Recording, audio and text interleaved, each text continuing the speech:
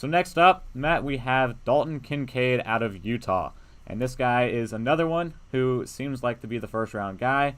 This is a guy who Daniel Jeremiah is absolutely in love with. Yep. When you look at his mock drafts, when you look at his updated top 50 board, number 9, top 10 prospect on Daniel Jeremiah's board.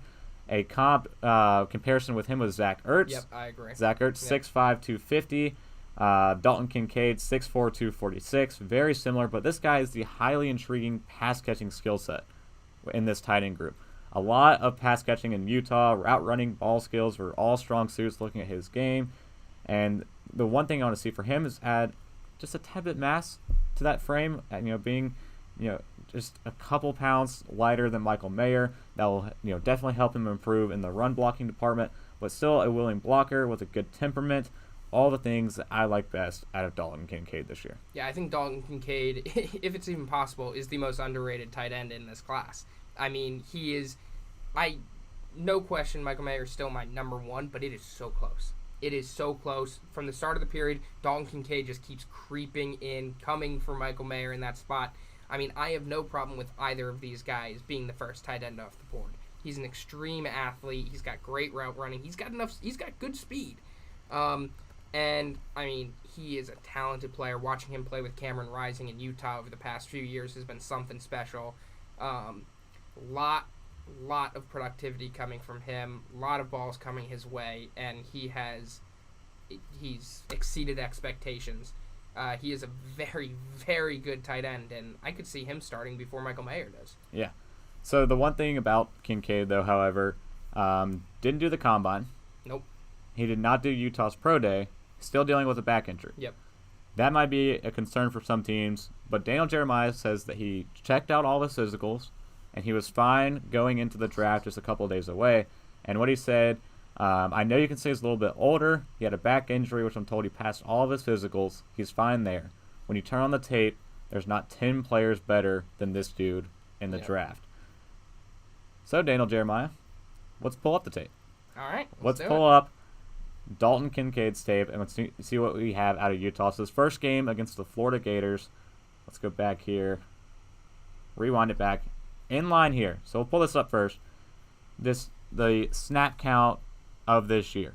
Dalton Kincaid, 375 snaps in line, 257 in the slot.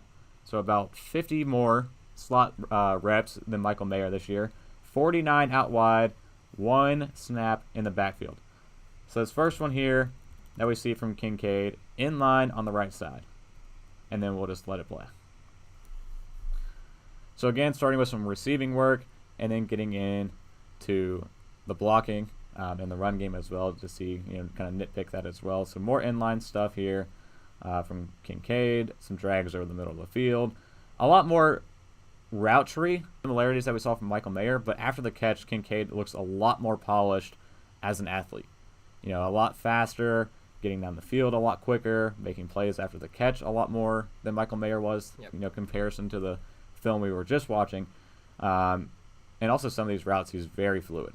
Gets in and out of his breaks very well, while, maybe Michael Mayer is a lot more clunky, moving down the field and running his routes. Yeah, I agree, completely agree with you. I think the biggest differences between Dalton Kincaid and Michael Mayer is Dalton Kincaid is not as strong as a run blocker as Michael Mayer, and he run after the catch, two completely different players. I mean, if you want a guy that's going to be able to break tackles, get away, and really make something happen after you catch the ball, you got to go Dalton Kincaid. Yeah. I think Michael Mayer has the potential to be that guy, but he has not shown it at all over the past 3 years. So that's something that you kind of got to look at when you're going for a tight end. They've got very similar ability to catch the ball and route running, but I mean, it all depends. Do you want a guy that can run after the catch, or do you want a guy that can block? And that's kind of going to be the difference between these two guys and what you want in your team. Yeah. So now we'll go back over to the blocking reps from Kincaid. So picking up off of this next play to see what he can do. So in line, sets the edge there for the quarterback to get out of the pocket and move out to the left side. And then some more here. So on the left side of the formation again, in line on this next play. Number 86 right there. Moves across all the way to the right of the formation. Picks up a defensive back there and also box into another guy. 2-for-1 special here on this play. Running back comes in right behind him. Big play, close to a 20-yard play down the field. So there's still some of this in his game, but not as fluid and not as perfect of a blocking tight end as Michael Mayer is.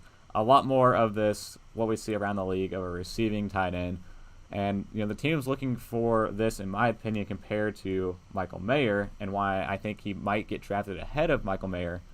It seems like the Packers, teams like the Chargers, they're looking for a difference maker within their passing game. And if the receiver's not there, there's a great receiving caliber tight end in Dalton Kincaid who could be available at those picks for those two teams. I mean, Mayer and Washington are going to make two teams very happy. They're both, I think, guaranteed first-round picks. I think they're the only two guaranteed first-round picks of the tight end class. I think they're talented enough and have enough potential that teams, despite their flaws, they are going to be worth a first-round pick at some point. So I think you're going to see both of those guys get up. We're going to talk about a few more, and you could see one or two more into the first round, depending on when these two guys are selected. But if you're talking about guarantees for the first round, I don't think there's any chance any of these guys get out. Yeah,